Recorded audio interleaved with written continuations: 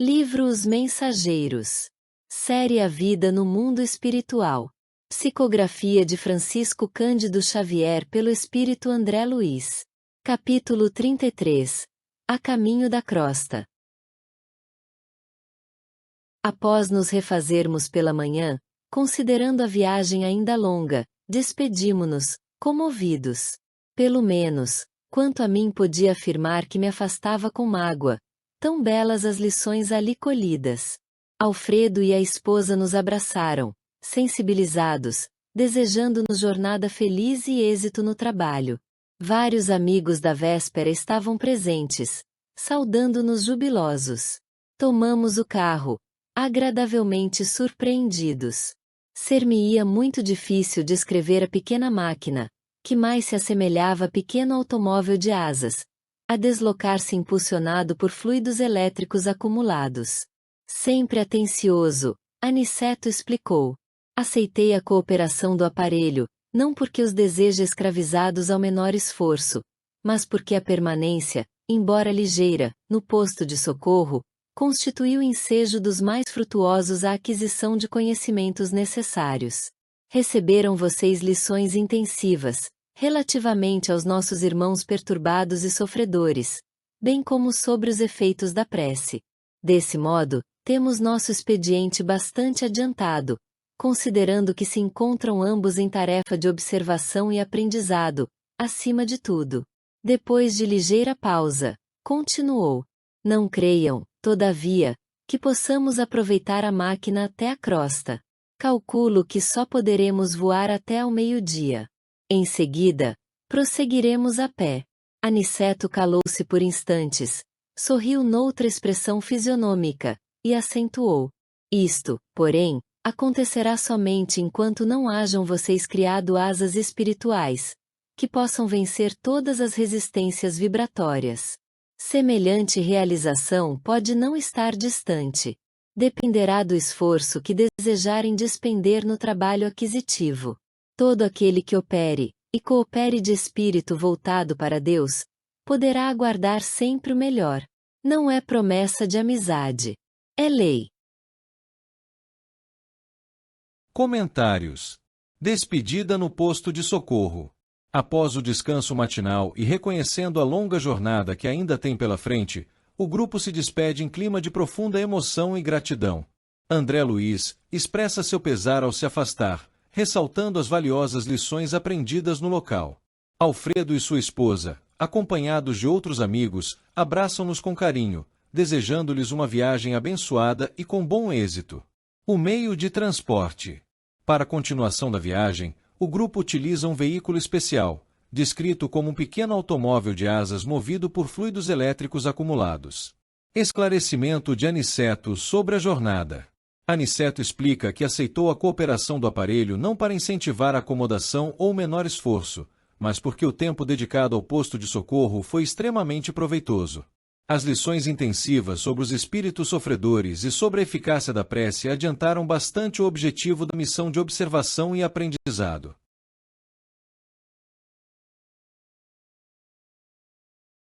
Limitações do transporte e transição de etapa. Aniceto pondera que a máquina não poderá ser utilizada até a crosta terrestre, calculando que o voo só prosseguirá até o meio-dia, momento a partir do qual deverão continuar o trajeto a pé. As asas espirituais e a lei do esforço. Por fim, Aniceto ensina que essa limitação de transporte só durará até que eles desenvolvam asas espirituais capazes de vencer as resistências vibratórias do ambiente.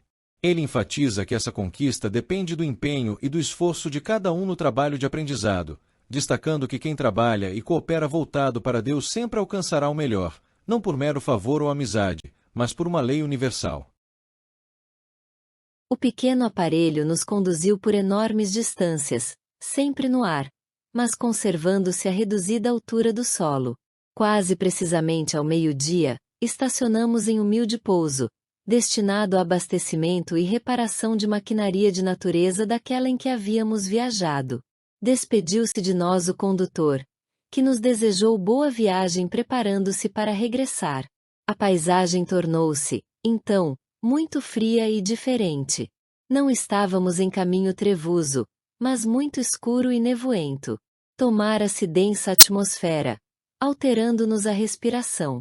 Aniceto contemplou, conosco, a vastidão caliginosa e falou em tom grave. Com 4 horas de locomoção, estaremos na crosta. Reparem as sombras que nos rodeiam. Identifiquem a mudança geral. Infelizmente, as emissões vibratórias da humanidade encarnada são de natureza bastante inferior, em nos referindo à maioria das criaturas terrestres. E estas regiões estão repletas de resíduos escuros, de matéria mental dos encarnados e desencarnados de baixa condição. Atravessaremos grandes zonas, não propriamente tenebrosas, mas muito obscuras ao nosso olhar. Daqui a 2 horas, porém, encontraremos sinais da luz solar. Nossa peregrinação, francamente, foi muito pesada e dolorosa, e, somente avaliei, de fato, a enorme diferença da estrada comum, que liga a crosta nosso lar e aquela que agora percorríamos a pé, vencendo obstáculos de vulto. Imaginei, comovido, o sacrifício dos grandes missionários espirituais que assistem o homem, compreendendo, então, quão meritório lhes é o serviço e como necessitam disposições especiais e extraordinário bom ânimo, para auxiliarem as criaturas encarnadas, de maneira constante. Os monstros, que fugiam à nossa aproximação, escondendo-se no fundo sombrio da paisagem, eram indescritíveis, e obedecendo a determinações de Aniceto, não posso ensaiar qualquer informe nesse sentido, a fim de não criar imagens mentais de ordem inferior no espírito dos que, acaso, venham a ler estas humildes notícias. Comentários. A chegada ao ponto de parada. A viagem até ali foi realizada através de um pequeno aparelho voador, que se manteve a baixa altura do solo e percorreu enormes distâncias. Por volta do meio-dia, o grupo faz uma parada em um pouso humilde destinado ao abastecimento e manutenção desse tipo de maquinaria. O condutor despede-se de André Luiz, Vicente e Aniceto, desejando-lhes boa viagem antes de iniciar o seu retorno. Mudança na paisagem e na atmosfera. Com a partida do condutor, os viajantes passam a seguir a pé. A paisagem transforma-se drasticamente, torna-se fria, escura, nevoenta e com uma atmosfera densa que altera a própria respiração do grupo. Explicações e orientações de Aniceto. Aniceto observa a vasta escuridão ao redor e alerta que estão a cerca de 4 horas de locomoção a pé da crosta terrestre, sendo que dentro de 2 horas já começarão a ver os primeiros sinais da luz solar. Ele explica a causa daquela atmosfera pesada. A maioria da humanidade encarnada emite vibrações de natureza inferior.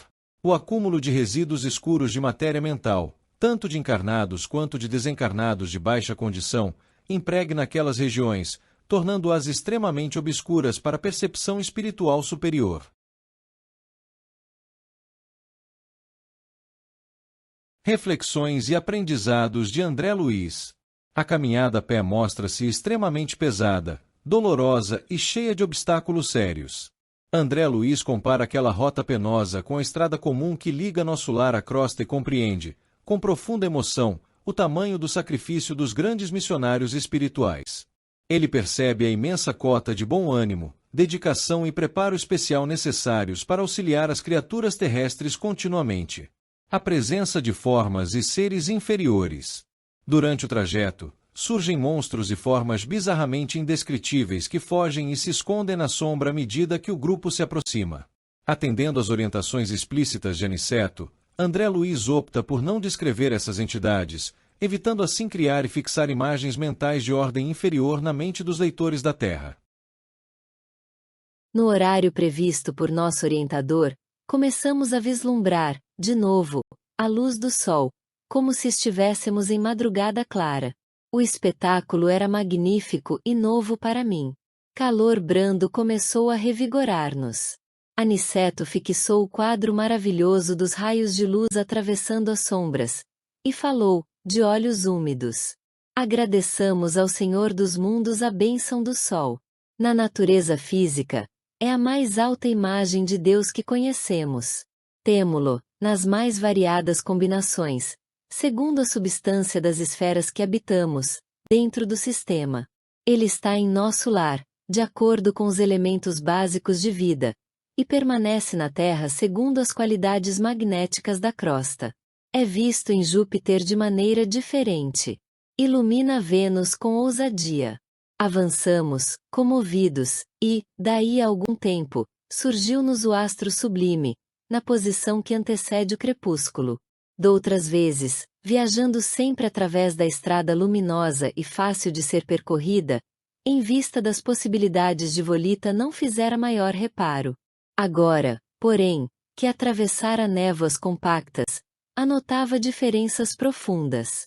A certa distância, surgia a Terra, não na forma esférica, porque nos achávamos não longe da crosta, mas como paisagem além, a interpenetrar-se nas extensas regiões espirituais.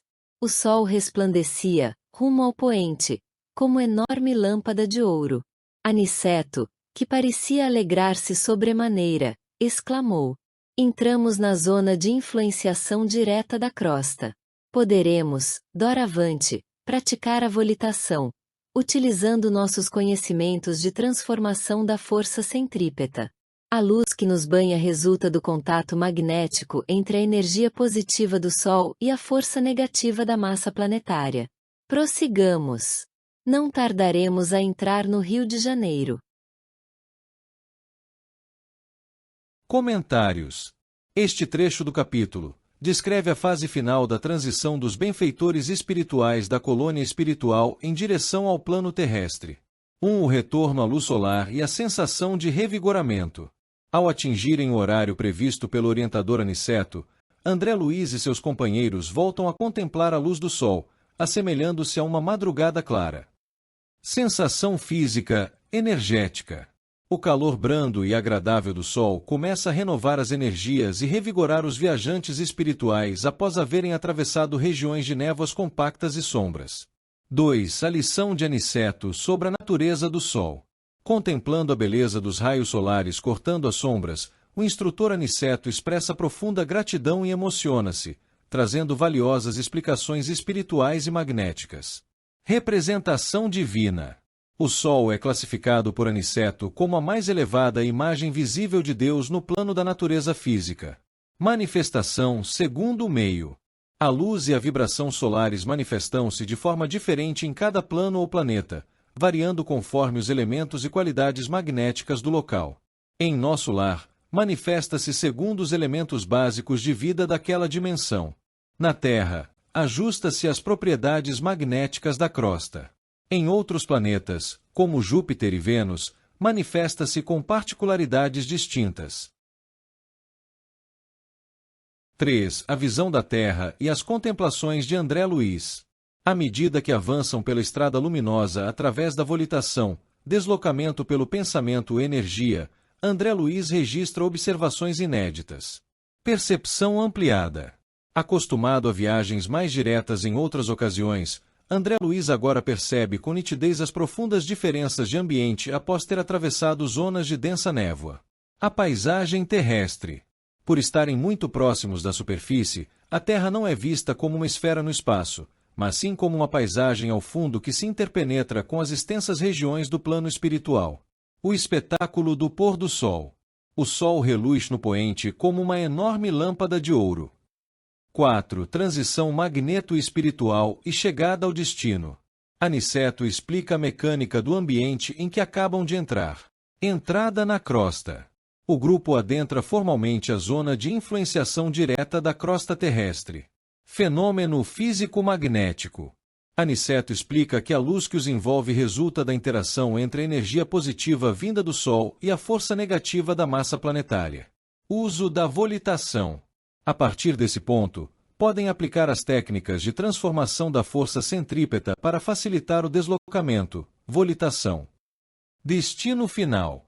O instrutor conclui anunciando que estão prestes a chegar à cidade do Rio de Janeiro. A essa altura, assaltou-me o desejo de perguntar alguma coisa relativamente à direção. Como nos orientaremos? Indaguei. Curioso. Antes de tudo, respondeu o instrutor, é preciso não esquecer que nossas colônias estão situadas no campo magnético da América do Sul. Qualquer bússola seria sensível, de agora em diante, Mas, em nosso caso, é indispensável educar o pensamento e orientar-nos dentro da energia que lhe é peculiar. Empregamos, de novo, a capacidade volitante e, dentro em pouco, as matas de Petrópolis estavam à vista. Mais alguns minutos e perlustrávamos as grandes artérias cariocas. Por sugestão do instrutor, abeiramo-nos do mar, em exercício respiratório de maior expressão. Vicente e eu estávamos positivamente exaustos. Reconhecíamos que o esforço fora significativo para nossas escassas forças. Indiferentes à nossa presença, os transeuntes passavam apressados, de mente chumbada aos problemas de ordem material. Fonfonavam ônibus repletos. A grande baía figurava-se-nos cheia de forças renovadoras. Quando se acendiam as primeiras luzes elétricas, Aniceto convidou-nos, generosamente. Vamos ao reconforto. Vocês estão fatigadíssimos. Irei mostrar-lhes que nosso lar tem, igualmente, alguns refúgios na crosta. Comentários. Aqui encontramos o relato do momento em que André Luiz, Vicente e o instrutor Aniceto aproximam-se do plano físico, a crosta terrestre. 1. A orientação e a direção do pensamento. Dúvida sobre a rota. André Luiz sente o desejo de saber como o grupo irá se orientar durante a viagem em direção à Terra. Sintonização magnética. O instrutor Aniceto explica que as colônias espirituais locais se situam no campo magnético da América do Sul e que, embora instrumentos comuns, como bússolas, funcionassem ali, o método indispensável para eles é educar o pensamento para orientar-se através das energias mentais e espirituais. 2. O trajeto até a cidade do Rio de Janeiro. Uso da volitação. Utilizando novamente a capacidade de volitar, deslocar-se pelo ar através do poder da mente-vontade, o grupo sobrevoa as matas de Petrópolis. Chegada ao litoral. Em poucos minutos, já caminham ou observam as grandes vias da cidade do Rio de Janeiro. Exercício respiratório no mar. A conselho de Aniceto, eles se aproximam do mar para realizar um exercício respiratório mais intenso, aproveitando o ar puro e as energias revigorantes da baía.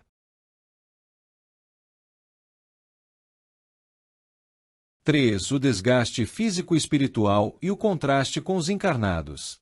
Exaustão dos aprendizes. André Luiz e Vicente sentem-se profundamente exaustos, reconhecendo que a viagem exigiu um esforço muito superior às suas forças espirituais ainda limitadas. Indiferença dos transeuntes. Os pedestres encarnados passam apressados e totalmente indiferentes à presença dos espíritos, pois estão com a mente focada exclusivamente nos problemas da vida material.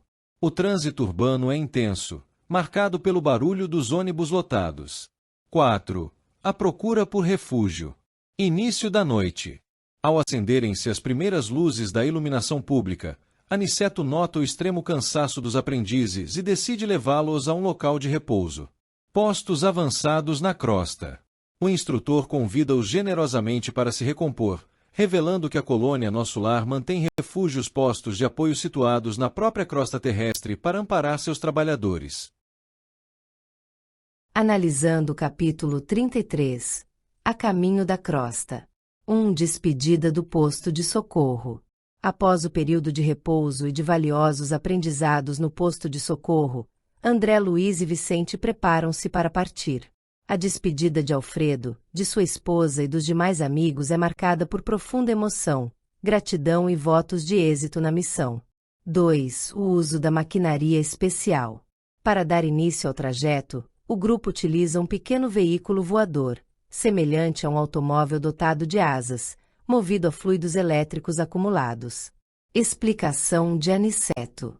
O instrutor esclarece que o uso do aparelho não visa poupá-los ao menor esforço por comodismo, mas sim compensar o tempo investido nas lições intensivas recebidas no posto, sobre os espíritos perturbados e o poder da prece. Limitação da máquina. Aniceto avisa que o transporte mecânico só será útil até o meio-dia, momento em que o percurso passará a ser feito a pé. Ele destaca que tal limitação persistirá até que eles desenvolvam asas espirituais próprias para vencer as variações vibratórias, enfatizando que o trabalho sincero voltado a Deus atrai naturalmente a evolução e o progresso, lei divina, não mero favoritismo.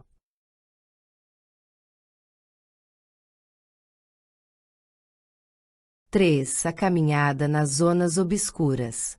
Ao meio-dia, o grupo atinge um ponto de apoio e manutenção do veículo. O condutor despede-se e retorna, deixando Aniceto, André Luiz e Vicente para prosseguirem a pé. Mudança no ambiente. A paisagem altera-se drasticamente, tornando-se fria, escura e nevoenta. A atmosfera densa dificulta a respiração dos aprendizes. Impacto das emissões humanas. Aniceto explica que aquela escuridão resulta do acúmulo de matérias mentais inferiores produzidas tanto por encarnados quanto por desencarnados de baixa condição moral. Visão dos monstros. André Luiz relata ter visto seres e formas monstruosas fugindo para as sombras. No entanto, por orientação de Aniceto, omite detalhes descritivos para não criar formas-pensamento e imagens mentais inferiores na mente dos leitores. Reconhecimento ao trabalho missionário. Diante do cansaço e do ambiente doloroso, André valoriza profundamente o sacrifício e a dedicação dos grandes benfeitores e missionários espirituais que trabalham constantemente em auxílio à humanidade encarnada. 4. A luz do sol e as lições da natureza. Após cerca de 2 horas de caminhada pesada, o grupo começa a avistar os primeiros raios solares atravessando as sombras, trazendo alívio e calor brando. O sol como imagem divina. Tomado de emoção, Aniceto rende graças a Deus e ensina que o sol é a mais alta manifestação visível da divindade na natureza física, adaptando sua luz e energia magnética segundo as características e necessidades de cada plano e planeta, como nosso lar, Terra, Júpiter e Vênus. 5. Chegada à crosta terrestre, Rio de Janeiro. Ao entrarem no campo magnético de influência direta da crosta, o ambiente torna-se propício para que voltem a utilizar a volitação, deslocamento pelo pensamento, flutuação, aplicando a transformação da força centrípeta. Orientação espiritual. André indaga como se orientam no espaço. Aniceto esclarece que as colônias espirituais da região estão vinculadas ao campo magnético da América do Sul e que a navegação espiritual exige a educação do pensamento e o domínio das energias sutis. Chegada ao destino. Voando, passam rapidamente pelas matas de Petrópolis até atingirem a cidade do Rio de Janeiro. À beira-mar, realizam exercícios respiratórios para recompor as forças, visto que André e Vicente encontravam-se exaustos. O contraste com os encarnados. André observa os pedestres e o trânsito da cidade ao cair da tarde, notando como os encarnados caminham alheios à dimensão espiritual, absorvidos por seus problemas materiais. Conclusão. Ao acenderem-se as luzes da cidade, Aniceto os convida ao repouso, anunciando que os levará a um refúgio de nosso lar situado na própria crosta terrestre para que possam se reenergizar. Se gostou, inscreva-se no nosso canal, dê um like e compartilhe esse vídeo para ajudar nosso canal a crescer e divulgar a doutrina dos espíritos.